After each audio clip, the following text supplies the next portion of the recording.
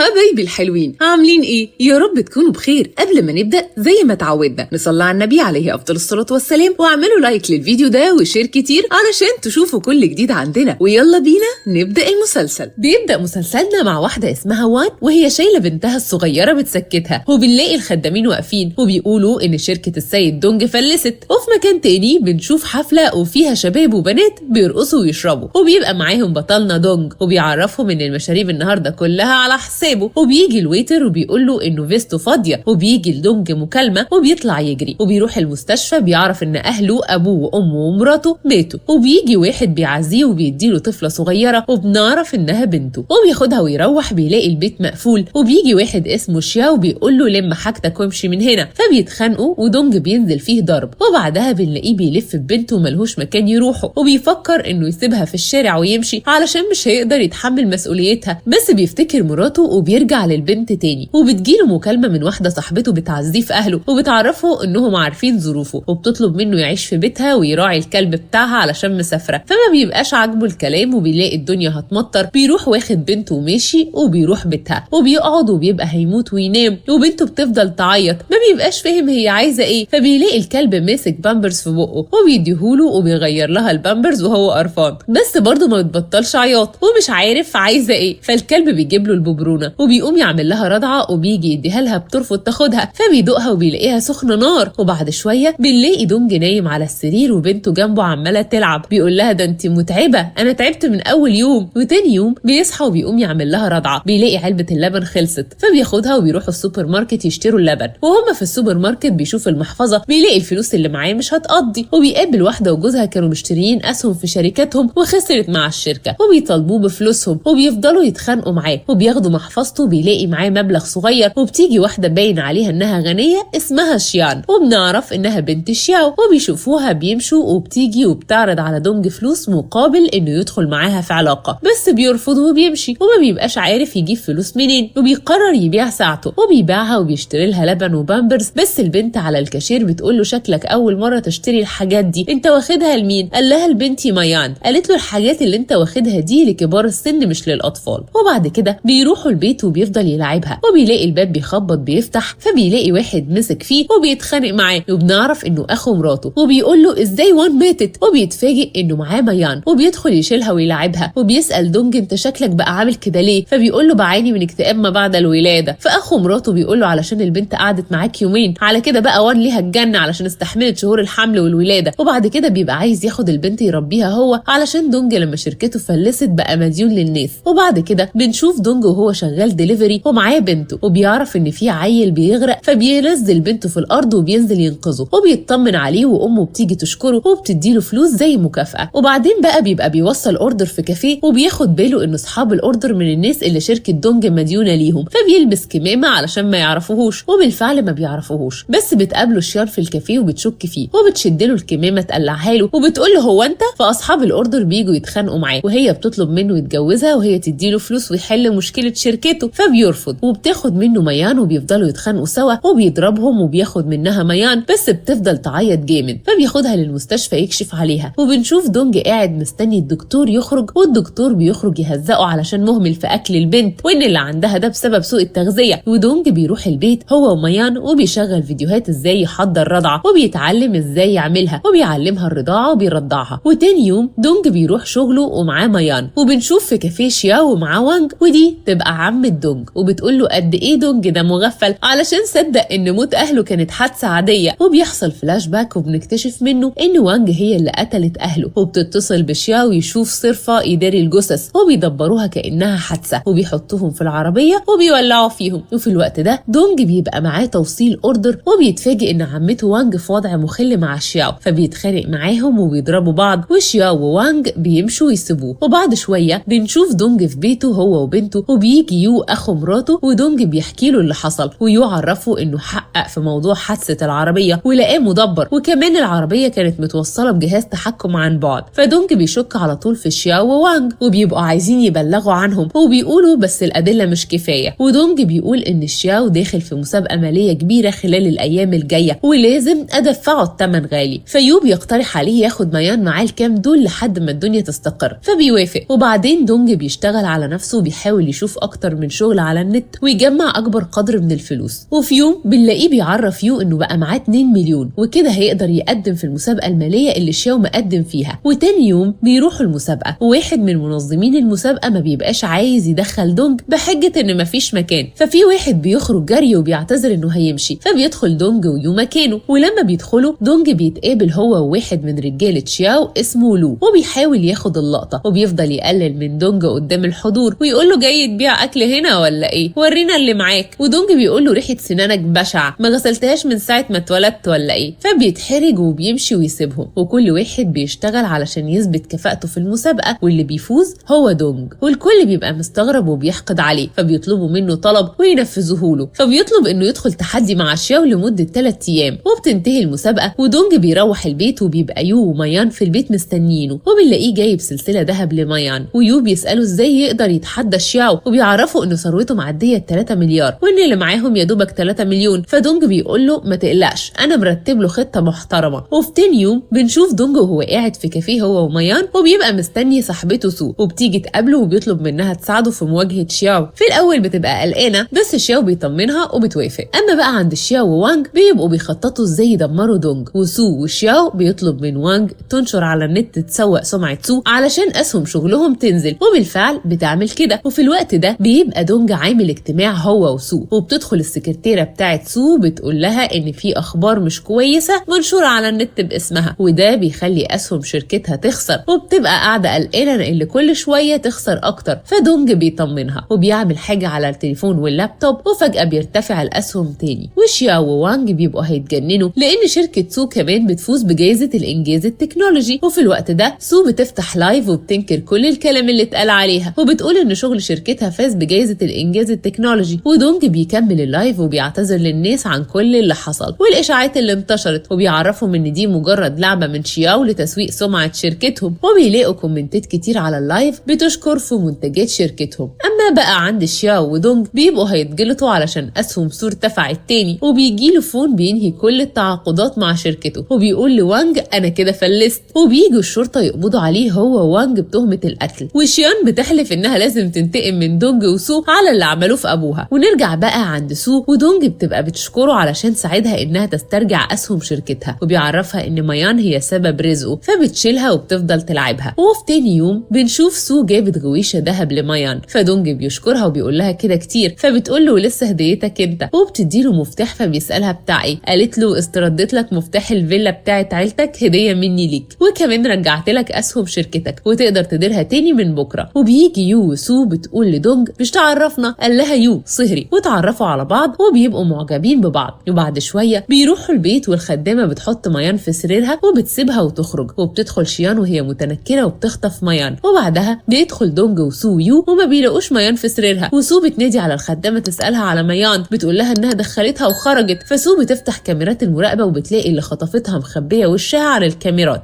وبترن على المساعد بتاعها بتطلب منه يفرغ لها كاميرات الشوارع اللي حواليهم، فبيرد وبيعرفها ان الكاميرات عطلانه، وبيبقى كله خايف على ميان، وكل واحد بيطلع تليفونه ويرن على رجالته يقلبوا الدنيا على ميان. وفي اللحظه دي بنشوف شيان وهي واخده ميان وبتديها الحراميه عيال وبتطلب منهم يبيعوها للناس اللي عايشين في الجبل. والشباب دي بتاخد ميان وبيروحوا مخزن قديم بتاعهم خاطفين فيه كذا عيل، وبتبقى نيتهم وحشه تجاه العيال دي. وبيظهر تعبان وبيقرص واحد منهم، وبيظهر نحل سام وبيخرجوا جري من المخزن، وهم بيجروا بيمسكوهم دونج وسو ويو وبياخدوا منهم ميان. وبيحصل فلاش باك وبنعرف انهم عرفوا مكان ميان لما الاسوره بتاعتها وقعت من العربيه. ودونج بيضرب الحرامي وبيساله مين اللي جاب لك البنت دي، فقال له كانت لابسه طاقيه وكمامه ما اعرفش حاجه عنها. فدونج بيضربه وبيقول له افتكرت عندها علامه حمراء في ايديها. ودونج بيفتكر ان شيان هي اللي عندها وحمه فعلا في ايديها. وبيدخلوا المخزن بيلاقوا فيه عيال تاني متكتفه جوه، وبيفكوهم وبيبلغوا الشرطه. وبعد كده بنلاقي دونج ويو روحوا البيت بميان وبيفضلوا يلعبوها وبيطمنوا عليها. وتاني يوم بنشوف دونج في شركته بيلاعب بنته، وبيدخل 3 من الموظفين وبيقولوا له عندنا اخبار حلوه، وبيتخانقوا مع بعض على مين اللي يقول الاول. وفي الاخر بيقولوا له ان مبيعات الشركه زادت واسهم الشركات زادت. وبعدها بقى بنشوف شيان ومساعد ابوها ليه بتبقى متغاظه انهم عرفوا طريق البنت ازاي ورجعوها وبوظوا لها خطتها. وشويه وبنشوف دونج ومعاه ميان وليه وصاحبهم سهرانين مع بعض، وبيخلوا دونج يشرب وبيحطوا له حاجه في مشروبه، واول ما بيشربه بيدوخ وبيغمى عليه. وبنشوف شيان داخله وبتبقى ناويه تخلص على ميان وبتخبطها بالسكينه، بس بتطلع عروسه بلاستيك، ودونج بيصورها فيديو هي بتحاول تقتل بنته وبتوجه كلامها ليه وبتساله انت بعتني ليهم؟ قال لها انت واحده انانيه عايزه تموتي عياله صغيره ملهاش ذنب. وصاحبهم اللي كان معاهم ده ظابط وكان متنكر وقبض على شيان وخدها ومشي. وفي تاني يوم بنشوف دونج وميان وسو راحوا الشركه ليو، وبيفرح قوي انه شاف ميان علشان بقاله كام يوم ما شافهاش، وبيفضل يلعبها. ودونج بيعزم سو على العشاء، وبعد شويه بنشوفهم سوا وهم بيتعشوا مع بعض وبيبقوا مبسوطين قوي، والبنت بتزهقه فبيقوم يتمشى شويه بيها. بيشوف في الغرفه اللي جنبه في المطعم واحد اسمه جو وواحده اسمها جيانج، وبيبقوا مقربين من بعض قوي وبيبقى عايز يصورهم، بس سو بتزعله. اما بقى في تاني يوم بنشوف يو في مكتبه شغال وبيكلم حد في التليفون على حفله بكره، وكمان المؤتمر اللي بعد 3 ايام، وبتبقى فيه واحده واقفه على الباب وبتطلع جيانج وبتبقى معاها كوبايه ميه وواقفه تتصنت عليه، وشويه وبتخبط وبتدخل بحجه انها بتطمن عليه علشان بقاله فتره شغال ومرتاحش، وبتديله كوبايه الميه يشرب، وبتخرج هي وهو بيشربها من هنا